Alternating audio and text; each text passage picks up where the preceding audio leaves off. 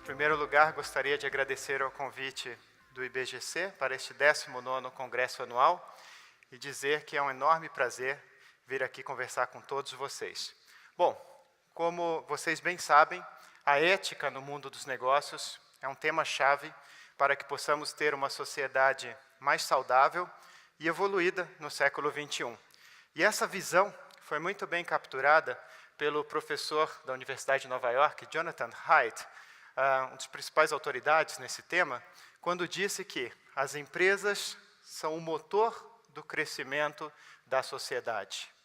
Ajudá-las a se tornarem mais éticas é, atualmente, o projeto mais importante da humanidade.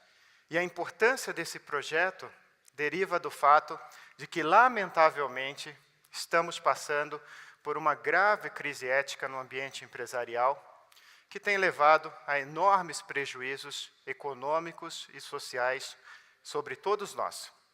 E aqui nesse slide, então, podemos ver alguns grandes escândalos recentes, tanto nos países desenvolvidos, quanto nos países emergentes, incluindo o nosso país.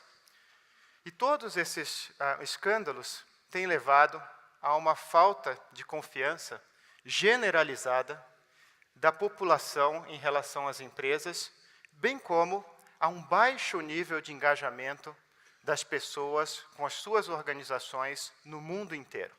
Então, aqui nós podemos ver algumas evidências dessa afirmação. Em 2015, por exemplo, o Instituto Edelman entrevistou 30 mil pessoas de todo o mundo e concluiu que apenas 18% da população confia nos altos executivos para dizer a verdade e tomar decisões éticas. E que os líderes empresariais, os altos executivos e os políticos são percebidos como as fontes de menor credibilidade no momento de proporcionar informação. E essa falta de confiança também se reflete dentro das empresas. Então, em outra pesquisa, também do Instituto Edelman, desta vez realizada com 33 mil pessoas de 28 países, vejam só, apenas 24% das pessoas dentro das empresas acredita que os seus líderes, de fato, exibem um comportamento altamente ético. E o resultado geral de todo esse cenário foi muito bem capturado nessa pesquisa, nessa enorme pesquisa, eu diria, do Instituto Gallup, realizada em 142 países, e que concluiu que apenas 13% das pessoas afirmaram estar engajadas com o seu trabalho atualmente, enquanto quase o dobro, na verdade, 24%, quase o dobro, das pessoas afirmaram estar ativamente desengajadas, descomprometidas com as suas empresas. E o restante? O restante afirmou que estavam ali como que neutros, só para receber um salário. E este cenário foi chamado de The Shame of Management, a vergonha da alta administração. Então, por que temos visto essa situação em muitas empresas? Por que esses problemas colossais de desgoverno empresarial, como os que vimos, têm ocorrido com tanta frequência? Por quê? Seriam esses casos culpa de algumas poucas maçãs podres? Alguns poucos indivíduos mal intencionados que atuam de maneira fria e racional no topo das organizações? Bom, eu tenho estudado esse tema em profundidade nos últimos anos, assim como trabalhado com diversas empresas que passaram aí por problemas de governança. E a realidade é que os escândalos que temos testemunhado, quase que diariamente, não são o resultado de algumas poucas maçãs podres. O que se observa, na verdade, é que a obsessão, e essa palavra eu acho bastante adequada, a obsessão pelo resultado financeiro a curto prazo, ou o foco no atendimento de interesses políticos, no caso das estatais, tem levado muitas organizações a utilizarem a governança corporativa como uma mera ferramenta de marketing, bem como a desenvolverem sistemas de gestão e de governança disfuncionais, que acabam por induzir pessoas comuns sem qualquer transtorno de personalidade, inclusive com bons valores e com boa intenção inicial, a se tornarem eticamente cegas. E essa situação, essa cegueira ética, é resultado de um processo de murchamento ético, no qual as pessoas se tornam cada vez menos sensíveis em relação às implicações de suas ações ou omissões, até um ponto em que passam a não perceber mais os impactos do que estão fazendo. É esse processo de murchamento ético, portanto, que leva pessoas com boa intenção inicial a se omitir ou mesmo a contribuir ativamente para condutas antiéticas ou mesmo ilegais ao longo do tempo. E a cegueira ética não surge do nada. Ela é resultado de um conjunto de pressões muito comuns no ambiente empresarial e de uma dinâmica temporal perversa que são sintetizadas aqui neste diagrama que criei ao longo dos anos. Devido à restrição de tempo, eu vou apenas mencionar esses fatores, embora seja importante destacar que cada um deles mereceria uma discussão aprofundada. A primeira camada de pressão que pode levar à cegueira ética, prejudicar o nosso julgamento ético, é o contexto imediato onde as pessoas estão inseridas, isto é, seu dia a dia. E aí nós temos três forças que atuam. A primeira é a pressão do que vem de cima, é a pressão da liderança. A segunda é a pressão que vem do lado, dos pares, do comportamento do que os outros na organização estão fazendo. E a terceira fonte é menos observada, é a pressão que vem nem de cima nem do lado, mas de dentro. É a pressão autoimposta decorrente do nosso cargo ou da nossa posição social. No caso da pressão da autoridade, por exemplo, dos superiores, a moralidade frequentemente se derrete quando se recebe uma ordem. Segunda camada de pressão vem do contexto organizacional. E aqui nós estamos falando de fatores que podem também contribuir para a cegueira ética, como as metas irrealistas, que levam as pessoas até o limite para alcançá-las, inclusive do ponto de vista ético. Um sistema de incentivos baseado exclusivamente no alcance de determinados indicadores financeiros, o que faz com que os executivos automaticamente criem uma visão de túnel sobre o seu papel. A adoção de um sistema de avaliação de desempenhos que promove um ambiente darwinista nas empresas, que categoriza as pessoas entre aquelas poucas de sucesso, muito bem avaliadas e com bônus enormes, e as outras consideradas fracassadas na organização, e ninguém quer ser considerado um fracassado. E a utilização de uma linguagem repleta de eufemismos ou analogias de guerra. Os eufemismos, por exemplo, eles convertem uma conduta antiética em algo aceitável, justificável ou mesmo normal. A pessoa que recebe o suborno é chamada de consultor de negócios. E a área responsável pelo pagamento é chamada de quê? Departamento de Operações Estruturadas, né? Como no caso aí da Odebrecht. A terceira camada de pressões vem aí do contexto social, isto é, do ambiente institucional, onde as pessoas e as empresas estão inseridas. Então, se o entorno institucional é corrompido, isso naturalmente facilita a violação das regras, uma vez que as pessoas passam a dizer o seguinte: aqui é assim mesmo, todo mundo faz isso, está tudo bem. Dogmas, muitas vezes inquestionáveis, da educação executiva, ensinados pelas escolas de negócio, também têm sua parcela de culpa, como, por exemplo, a ideia da maximização da riqueza para os acionistas, do shareholder value, uma vez que induz os executivos a tomarem decisões amorais, baseadas exclusivamente numa análise de custos e benefícios econômicos. E o terceiro elemento dentro do contexto social são as práticas das outras empresas do setor. As empresas têm uma tendência enorme a seguir as normas formais e informais dos seus pares. O meu setor é assim, o meu setor funciona assim, é algo que a gente ouve bastante.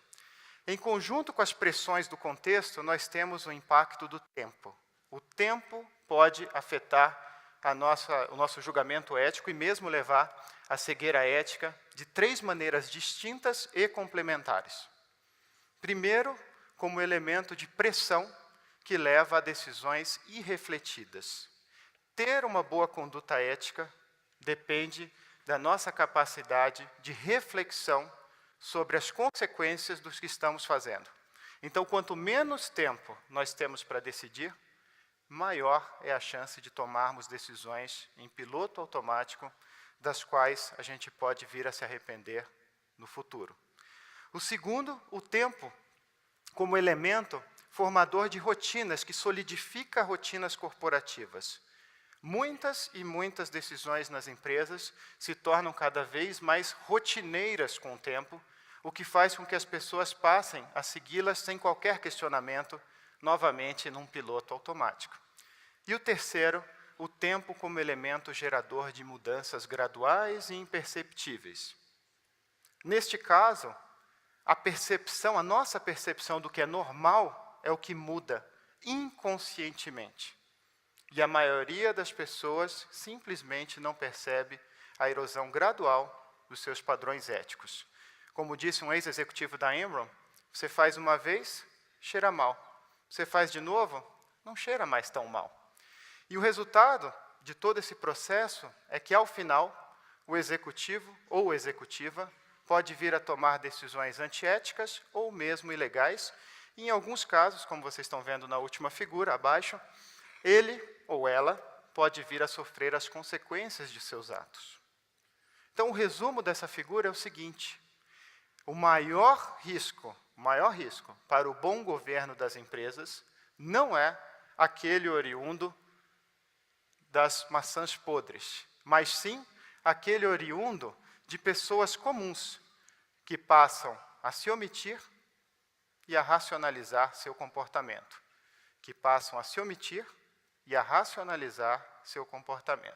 Pois bem, dado esse cenário, e aí? Qual é a solução? O que a gente pode fazer a respeito? Como podemos instaurar um comportamento genuinamente ético nas empresas e, ao mesmo tempo, aumentar o nível de engajamento das pessoas e o desempenho empresarial? Porque essas coisas andam de mãos dadas. O que fazer? Em primeiro lugar, a solução vai muito além do aumento da criação de regras e controles, como os tão falados programas de compliance, ou de conformidade. Esses programas têm várias limitações e não são uma panaceia que irá resolver todos os problemas de governança empresarial. Como tenho dito já há alguns anos, investir em programas de compliance sem mudança de mentalidade é o equivalente a enxugar gelo. De novo, investir em programas de compliance sem mudança de mentalidade é o equivalente a enxugar gelo. O que nós precisamos é de uma mudança mais estrutural e não apenas incremental. Nós precisamos de um novo paradigma, de uma nova visão para a boa governança e a gestão das empresas. E uma visão que tenha como ponto de partida a criação de uma cultura ética que desperte o melhor e não o pior das pessoas. E uma cultura ética promovida por líderes conscientes que tenham como missão pessoal, deixar um legado positivo por meio da busca de um propósito mais amplo do que apenas os resultados financeiros.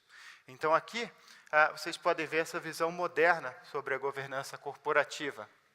E, de acordo com esse modelo, que venho advogando já há vários anos, é essencial que a governança corporativa esteja plenamente integrada a uma liderança saudável e a uma cultura organizacional que desperte o melhor das pessoas de maneira a perseguir o propósito maior da organização.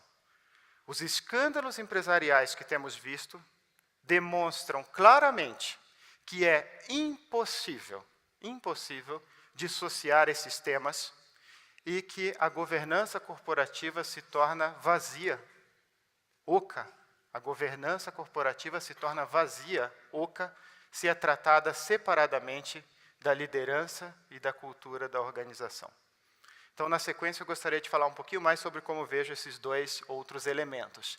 O conceito de cultura ética significa uma parte da cultura da organização que contempla os seus sistemas formal e informal de valores e que, assim, pode levar a um comportamento mais ou menos ético.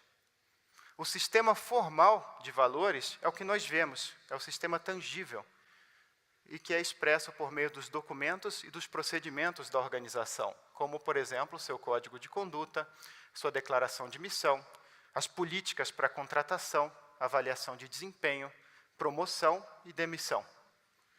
O sistema informal ou intangível, por sua vez, representa os sinais, muitas vezes implícitos, sobre o comportamento esperado das pessoas diariamente.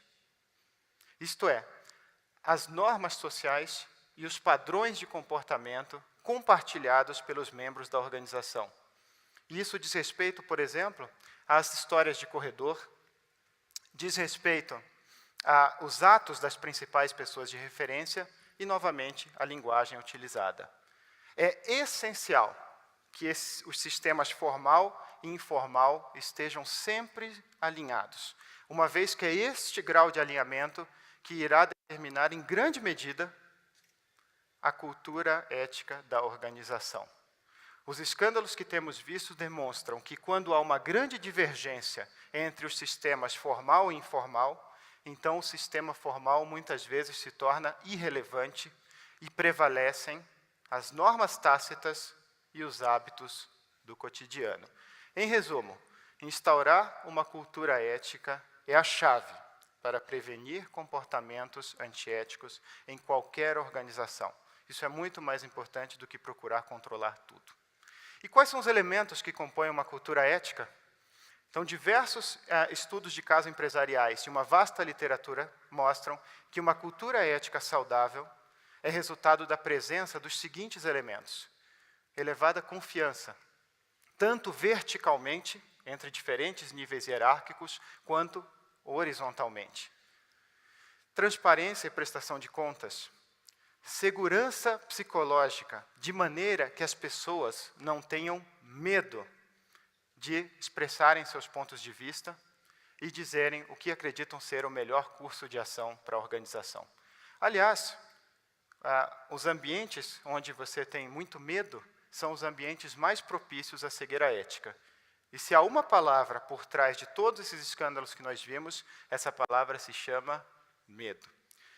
Justiça organizacional. A percepção de que a empresa é justa para com seus empregados em questões como alocação de recursos, créditos por boas ideias, o acesso à informação, as promoções, inclusive as sanções por maus comportamentos, entre outras coisas. Empatia, a capacidade das pessoas sentirem os impactos, as implicações do que estão fazendo sobre os outros. Elevada motivação intrínseca, que é a motivação interna e natural em fazer o melhor, que todos nós temos de maneira latente e que precisa de um bom ambiente para ser ativada. Sentimento, afeto e cuidado, uma vez que as emoções positivas são essenciais para a ética, felicidade, produtividade e criatividade. Cooperação, em vez de competição entre os membros da organização, e senso de propósito, isto é, sentir fazer parte de algo maior e mais duradouro que nós mesmos, alinhado ao bem comum. É a presença desses elementos que criará um ambiente no qual as pessoas se sintam seguras para apontar o que está errado e para tomar decisões no melhor interesse da organização. E a implantação de uma cultura ética, que é a base da boa governança, cultura ética, a base da boa governança, depende naturalmente de líderes conscientes, uma vez que os dirigentes são, obviamente, os principais responsáveis pelos comportamentos que se proliferam nas suas organizações. E, neste sentido, vale destacar que, durante o século XX, as empresas se caracterizaram por 2 estilos de liderança. O líder militar, o líder autocrático, que não aceita ser contrariado, o Luís XIV da empresa, ou o líder mercenário, um indivíduo que não tem envolvimento emocional com a organização e apenas se concentra no alcance de números de curto prazo com a finalidade de maximizar as suas perspectivas de carreira e a sua riqueza pessoal. Nós precisamos, e eu diria desesperadamente, de líderes missionários, isto é, de pessoas com elevada maturidade para perseguir uma missão maior e inteligência não apenas analítica, mas principalmente emocional, moral e sistêmica. Estou falando de pessoas motivadas pelo desejo de servir, não de serem servidas, e de deixar um legado positivo. E, a meu ver, é muito claro que esses líderes sintonizados com os valores do século XXI devem ser capazes de exibir características tidas como femininas, como empatia, humanidade, cooperação, intuição, sentimento e valorização de relacionamentos. Para resumir, não há empresa ética com líderes cujo único valor é o dinheiro. Assim como as más condutas não prosperarão em ambientes cujos líderes possuem alto nível de conscientização como seres humanos. Então, se queremos elevar o nível de conscientização das empresas, precisamos, novamente, desesperadamente, de líderes que tenham uma percepção mais ampla do seu papel. Afinal de contas, como foi muito bem resumido por Frédéric Laloux, que é o autor de um livro muito interessante sobre como reinventar as organizações, o nível de conscientização de uma organização para com seus públicos de interesse não conseguirá exceder o nível de conscientização de seus líderes como seres humanos. Novamente, o nível de conscientização de uma organização não conseguirá exceder o nível de conscientização de seus líderes como seres humanos. E, para concluir, uma reflexão final, na qual eu gostaria de conectar a ética e a governança corporativa com a inovação, que é o tema central do Congresso deste ano. A inovação, como todos vocês sabem, depende de um ambiente no qual as pessoas possam arriscar, errar e aprender continuamente. E esse ambiente depende, por sua vez, de elementos como a elevada segurança psicológica e a motivação intrínseca, que eu já mencionei anteriormente. Além desses elementos, qual é o grande elemento comum que une uma cultura ética a uma elevada capacidade de inovação? Qual seria esse elemento que está faltando aqui? Em um mundo tão polarizado quanto o nosso atualmente, em um momento tão polarizado como este que estamos vivendo, a palavra é diversidade. Diversidade, em última instância, de visões de mundo dentro das organizações. E para alcançar diversidade de visões de mundo, obviamente você precisa ter diversidade cultural, diversidade de formações, diversidade de idade e, naturalmente, diversidade de gênero. Então, para as empresas interessadas em avançar em ambos os temas, elas deveriam considerar, adicionar, incluir mais um elemento ao modelo que mostrei anteriormente e que, por sua vez, nos levaria a essa visão ampliada do modelo inicial, incluindo a diversidade e que é representada nesta rica pirâmide que desenvolvemos também aí ao longo dos anos.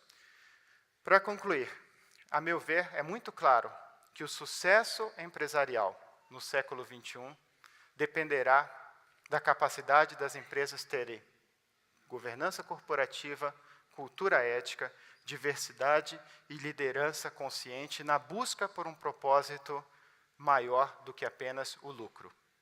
Essa visão está muito mais alinhada com o Zeitgeist, com o espírito do tempo da nossa época, e fará com que todos os públicos ao redor da organização, incluindo seus clientes, sintam fazer parte de uma causa mais nobre, alinhada ao bem comum. Investir nessa visão levará empresas mais resilientes, mais éticas, mais inovadoras e com melhor desempenho em todas as suas dimensões. Muito obrigado. Obrigado. 300 pessoas. Já nos casos brasileiros, infelizmente o que nós vimos em muitos acordos de delação é que as empresas lutam para manter as pessoas e não para trocá-las. E aí fica difícil manter as pessoas com a mesma cabeça de antes. Segunda, do Joseph Tepperman, governança das empresas com a governança do Brasil. Quando a empresa não é ética, votamos com a nossa carteira e consumimos do concorrente. Saúde, segurança, educação, petróleo, previdência, providos pelo governo, com a qualidade e preço que eles decidem. Não tem reclame aqui, não tem PROCON, não dá para cancelar o contrato. Isso não é extremamente antiético. Não sei se eu entendi bem essa pergunta, mas, sem dúvida, acho que cada vez mais as pessoas estão, de alguma maneira, votando com o seu comportamento. Isso seja como clientes, seja como funcionários, os melhores talentos cada vez mais querem, de fato, trabalhar para empresas com as quais essas pessoas acreditam que compartilham seus valores e que são verdadeiras em relação ao que elas pregam. E, em última instância, até os investidores. Tem várias pesquisas recentes que mostram que até mesmo o investidor, que sempre pensou só em dar 50 para receber 100, tem cada vez mais exigido padrões mais elevados de boa conduta empresarial para valer. Essa é uma questão mais ampla, tudo isso que a gente conversou, porque muitas vezes a pressão, além dessas pressões internas à empresa, tem um elemento que é a pressão externa, a pressão do investidor, onde muitas vezes você tem a origem aí dos problemas. A Carmen de Faria Granja pergunta o seguinte: no seu estudo, você percebeu se a cegueira ética é encontrada na mesma proporção se analisada sob a ótica do gênero? Essa é uma pergunta interessante, porque tem vários estudos que procuram analisar quem é mais propenso ou menos a condutas antiéticas. Então, sem dúvida, há fatores ligados à característica individual que são estatisticamente relevantes. Por exemplo, gênero, sim. Em média, vários estudos mostram que as mulheres têm um comportamento mais ético. Inclusive, recentemente, fiz um trabalho lá para o pessoal do Banco Mundial, onde nós analisamos a literatura a respeito, e claramente as empresas que têm mais diversidade de gênero na alta gestão, elas são empresas que têm melhor desempenho não financeiro, desempenho social, e inclusive pesquisas muito interessantes que mostram que elas têm menor probabilidade de fraudes e de deficiências de controles internos. Então, esse é um fator. Outra é a idade. No geral, tudo isso é média, mas as pessoas mais velhas tendem a ter um comportamento mais ético do que a pessoa mais jovem. E características individuais. Tudo que eu falei vale aí para 99% da população, mas não, por exemplo, para o 1% lá dos psicopatas, que em cargos de alta gestão, essa proporção tende a ser ainda maior, como vários estudos mostram. Mas é um tema, uma discussão fascinante, mas eu diria que o principal é trabalhar com o comportamento médio, com geral, e não com casos isolados. Eu acho que temos tempo para uma ou duas aqui. Do Carlos Daniel Lima. A decisão que permite a prática de atos de desconformidade jurídica teria origem numa deficiente análise de risco originada no Conselho de Administração? Sim, acho que em muitos casos que a gente viu, o Conselho tem sido mais parte do problema do que da solução. Mais do problema do que da solução. Em primeiro lugar, porque essa cultura ética, eu acho que essa pergunta é bem interessante. Como é que o Conselho pode promover uma cultura ética se não está lá no dia a dia? E aí? Em primeiro lugar, é escolhendo a pessoa correta para ser o diretor-presidente da empresa, porque é essa pessoa que vai implementar a cultura. E essa pessoa precisa incorporar a cultura desejada da organização. Não pode ser o sujeito que é só o batedor de meta, ou o sujeito que, olha, ele não se comporta como a gente gostaria, o mundo ideal, mas ele é um bom executivo, no sentido de dar resultado financeiro. Aí não dá.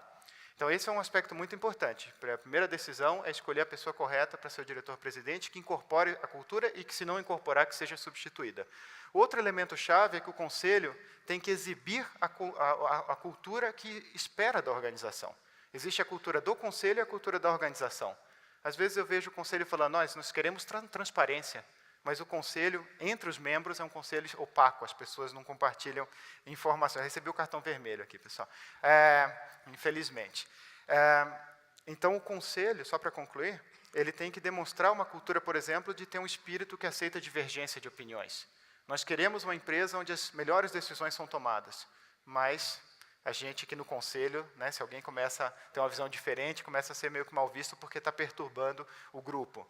A mesma questão da diversidade, né? O conselho tem que ter a diversidade que espera também que a organização tenha. Então, acho que esse é um outro aspecto importante. E o terceiro, não menos importante, que é uma grande tendência, para concluir, dos principais reguladores do mundo, é fazer com que as empresas avaliem de uma maneira estruturada, periodicamente, a sua cultura ética. E existem várias metodologias para isso hoje, e uma delas, só para citar um exemplo, é a utilização, por exemplo, desses sites que reúnem as informações de funcionários e ex-funcionários, como o Glassdoor fora do Brasil, e que existem outros aqui no Brasil, onde você tem uma visão muito clara do que de fato acontece no dia a dia da empresa e se de fato o que ela propaga nos seus documentos se reflete no seu dia a dia, nas suas decisões. Muito obrigado mais uma vez, o tempo foi curto, mas foi um prazer vir aqui falar com vocês. Espero que tenha sido útil. Obrigado.